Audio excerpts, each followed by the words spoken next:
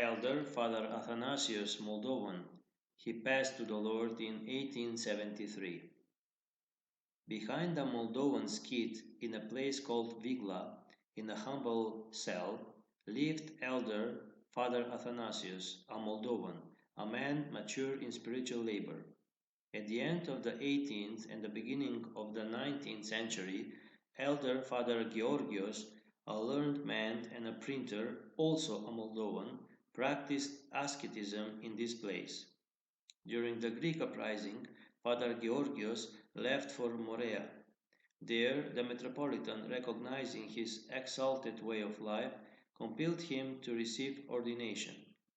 After spending a year there, Father Georgios traveled to Wallachia, where he settled in a secluded place near the Chernica monastery. There he passed away, constantly thinking of returning to Mount Athos. However, he could not fulfill his desire due to the Turkish occupation of Athos. After Father Georgios arrived in Chernica, a young man named Athanasios came to him, having heard of his exalted way of life, and remained with him, wishing to emulate his ascetic struggles. Before that, Athanasios had lived in the Nyamts monastery, having entered it as a boy. He lived with the elder Father Georgios for 8 years, and after the elder's death, he set out in search for his own brother, who had taken monastic vows under the name Nectarios. He found him, and together they traveled to Mount Athos in 1840. They stayed there for only a year in the Xenophontus skit, due to the youth of his brother. A year later, they departed for Jerusalem and from there to Moldova.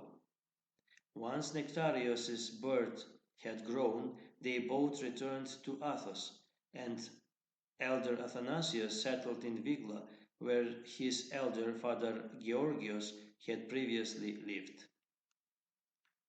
Father Georgios had been guided in the practice of the Noetic prayer by one of the closest disciples of the elder Paisios Velichkovsky, also named Georgios. Under his guidance, he made such great spiritual progress that from him, like from a spring, all those engaged in this practice received their nourishment. Elder Athanasius recounted about his elder. From so much crying, his eyelashes had fallen off. When he died, I wept bitterly as being separated from such an elder, but he comforted me and said that I would live alone for only 1 year. And so it was. After a year, I found my brother Nectarios, and together we traveled to Athos. Recalling Elder Paisios Velichkovsky, Elder Athanasios narrated, I met the oldest living disciple of Paisios. You can understand how great this Paisios was from an event that happened with this disciple of his. He was a spiritually mature man. Once, while sitting on his bed in spiritual contemplation, he saw a throne was set up surrounded by many demons, and other demons with triumph brought Satan, who sat on the throne. The demons came one by one to Satan with reports, and he would ask them, Where have you been? The first demon who appeared answered, I was with such and such monk, a hermit behind the monastery Nyamts, and I could not approach him because as soon as I try to get close, he falls to the ground and a fire comes out of him, which scorches me. Satan ordered him to be beaten, like the others who failed in their evil attempts. Thus 5 or 6 demons were beaten. The Satan groaned heavily and said, Oh, these trepholoi, idest, these books on spiritual practice translated by Elder Paisios, are bothering me, but the time will come when they will be gone, and everything will be done according to my will. And, added Elder Athanasius, that time has come because the famous library in Nyamts has completely burned down, and the remaining books on spiritual practice are no longer read by anyone. From the notes of the Father Panteleimon about visiting the elder. When we first come to the elder Athanasios with the skid elder as a guide, we saw from afar that the elder was working in his vineyard. As soon as he noticed us, he immediately abandoned what he was doing and quickly walked toward his cell. Our guide, who knew the elder, hurried after him, calling loudly, "Father Athanasius!" But the elder, without looking back, walked so quickly as if someone was chasing him. We turned off the path and went toward the cell along the side of the cliff, while our guide was sent to catch up with him and ask if he would accept us. He chased after the elder, calling him, but the elder did not stop. We knocked on the door of his cell for a long time, so much so that I already urged the guide to stop, but he, knowing the elder, continued to knock harder and harder. Finally, the elder opened the door and came out, and he welcomed us with love, apologizing for being deaf and not hearing the knock. Recalling the place where he settled, he said, "You visit hermits and the places where the ancient holy fathers lived, then you will receive greater reward than us who live here. We wretched ones live here, spending our days in laziness and negligence, and we deserve a severe condemnation. In temptations, one must pray so that the Lord helps bear them. The Holy Fathers write that it is better to eat and drink everything and condemn oneself than to not eat and become proud.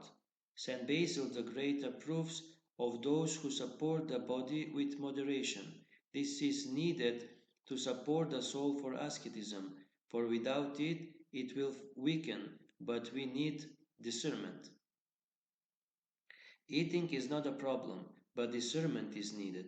Without moderation, the mind becomes clouded, but after eating, one condemns oneself for eating like an animal and repents before God. And this is pleasing to God. But if someone, even if he lived in the desert, fasted and prayed, but he dreams that he is doing well, the demon praises him in his heart, he remains with pride, while the one who eats and condemns himself draws closer to God with repentant feelings.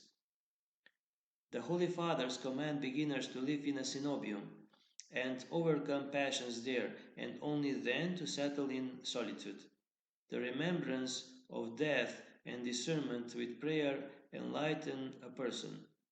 This light opens in his mind and he passes through temptations unharmed. This light shows him the way. Living in a cell is good. You know the scriptures, but you must also hold to prayer, for there is no other tool as strong and trustworthy against enemies, neither in heaven nor on earth, as the Jesus prayer. One must always pray this prayer until it finds a place, and it will find it when it finds the prepared dwelling, the heart, purified from passions. The heart is purified through prayer.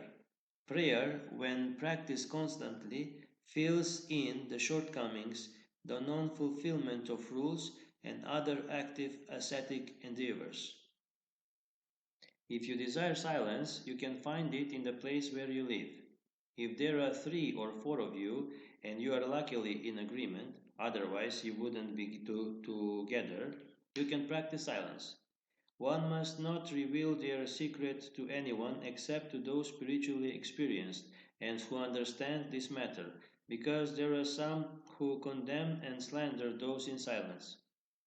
For example, someone came to the Xeropotamu monastery, made a donation, he was included in the number of praestuses, and lived there for several years. Then, after learning about the hermits and seeing how they live in the regular monastery in comparison with them, he wanted to withdraw to a life of silence and came to the Kapsakalivia skit to the elder Hierotheos. However, after living there for a year, he was not comfortable with the desert life and returned to Xeropotamo, where the senior Prestos said to him, "Live in the monastery. Where are you going? To the desert?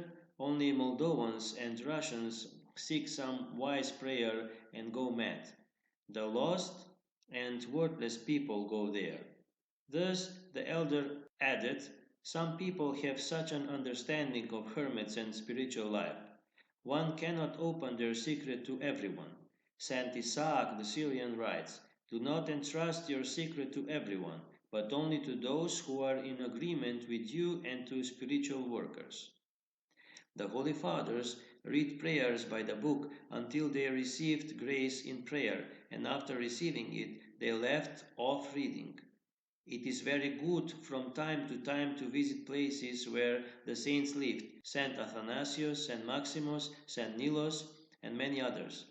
These can serve as a great edification and strengthening for the soul. For in these places such thoughts are born involuntarily. Here lived this father, and how do I live? The wretched one. Through such self reproach and prayer to the saints, the soul is humbled and strengthened. One must constantly have the memory of death and the judgment of God, especially during the prayer. If necessary, a disciple would be sent to me from the skit, but I found it better to be alone. And when illness makes it difficult, Brother Father Nectarius comes and helps. The early Holy Fathers lived with others, and now strong people have disciples with them to guide them. But we, the weak ones, cannot endure this. We live alone because it is somehow easier for us to remember our sins alone. The strong can teach others, they will receive greater reward. In Kiev, there are many Holy Fathers in the caves, but Saint Antony and Saint Theodosius have great glory. They are great. And Saint Nilos Sorsky, how well he depicts silence. Do not grieve over the disturbances from the brethren. If they wish to ask you for advice and you say something to them, it will not destroy your silence. A love for the brethren is counted as part of silence. Silence, after all, has many forms. One person may speak all day, but it all goes for the benefit of others, while another person may speak a single word and it will offend a brother. When we parted, we asked the elder, "Can we come to him again?" and if he will be comfortable with this. The elder replied, "We are accustomed to not locking the outer door, but the doors from the entrance of the passions." Having heard that the elder had a bird down to the ground, we wanted to ask him to show it to us, but we were afraid of offending him and thus asked in advance for forgiveness for our boldness. The elder was surprised and promised to forgive us.